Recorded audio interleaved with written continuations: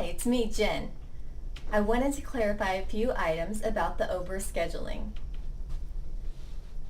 All residents, regardless of payer type, receive an OBRA assessment when they enter your building. OBRA assessments are due every 92 days. So every 92 days we need to be making sure that we complete an OBRA assessment on our residents.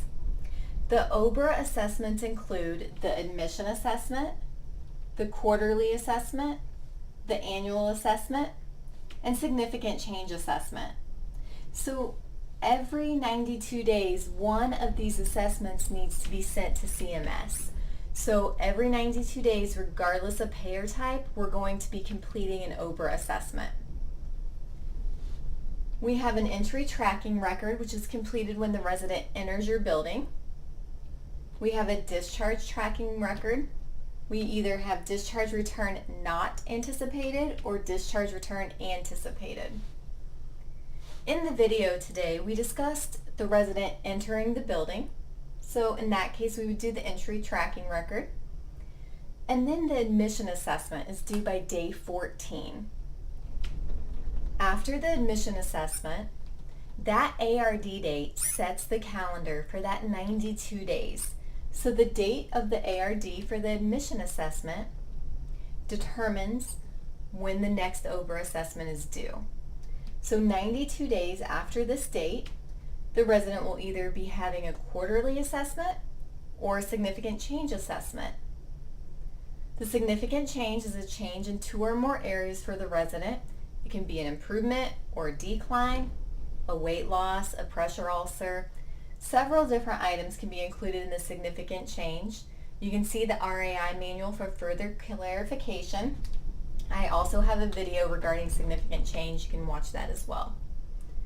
But in this scenario, our resident admitted, had a quarterly, no significant change was identified. So in that case, we would have completed another quarterly.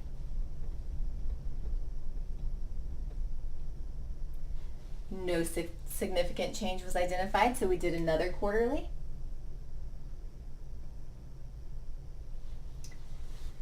And then the next assessment would be the annual. And the annual is due 366 days after the ARD of the admission assessment. So in the video today, we discussed a new patient, a new resident admitting. The resident admitted to the facility. We did the entry tracking record, the admission assessment, 3 quarterlies, and then our annual. If the resident would have had a significant change, however, the significant change is also a comprehensive assessment. So that takes the place of an annual. It's the same as completing the annual, and 366 days after the ARD of this significant change is when your next comprehensive assessment is due. So I hope that makes sense. I know there was a little bit of confusion on that, so I wanted to make sure and draw it out. But just remember, every 92 days we're expected to transmit an assessment to CMS, and it's either going to be a quarterly, an annual, or a significant change. And every 366 days we need to have a comprehensive assessment. The comprehensive assessments, again, include the admission, the annual, and the significant change. So as long as one of those assessments is completed every 366 days, you've satisfied the OBRA requirement. A couple more items I would like to talk about just briefly is the discharge assessment. We have the discharge return anticipated and a discharge return not anticipated. So the big difference with these two assessments is when you complete a discharge return anticipated, so you expect the resident's going to come back, they're just in the hospital for a short time, you know they're going to be coming back, and they do in fact return prior to 30 days.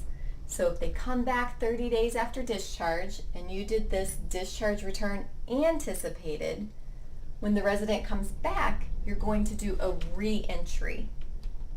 Once you do that re-entry assessment, you'll observe the resident for a significant change, but we won't be completing this admission. We won't be doing that assessment because we've said we anticipate the resident will be back and the resident returned within that 30-day time frame. So we'll evaluate them for a significant change and the cycle will continue. Now on the other hand, if we would have completed a discharge assessment and said discharge return anticipated and the resident didn't return until after 30 days, when the resident comes back, we have to do an entry. Then we're going to start all over again and we're going to be completing the admission assessment. And then we'll go through the regular scheduling.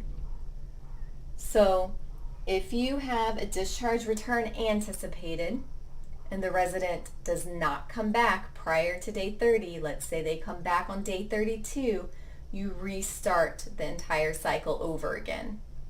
So we'll have the entry and then the admission and then the rest of the assessments. If you complete a discharge return not anticipated, so you're saying I don't think this resident's going to come back, then let's pretend that the resident does come back. For whatever reason they went home and that didn't work out.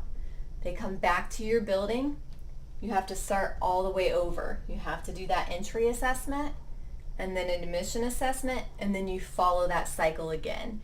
So just remember, if you do that discharge return not anticipated, even if the resident comes back in 2 days, you have to restart that cycle over.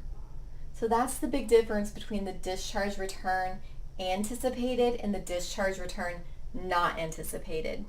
And also keep in mind that 30-day rule. So your resident has to return back to the facility before 30 days.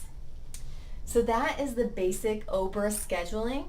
I hope that this helped and clarified. If you have any questions, please leave your comments below. And if you found this video helpful, please share it with a friend. And as always, I hope you have an amazing day.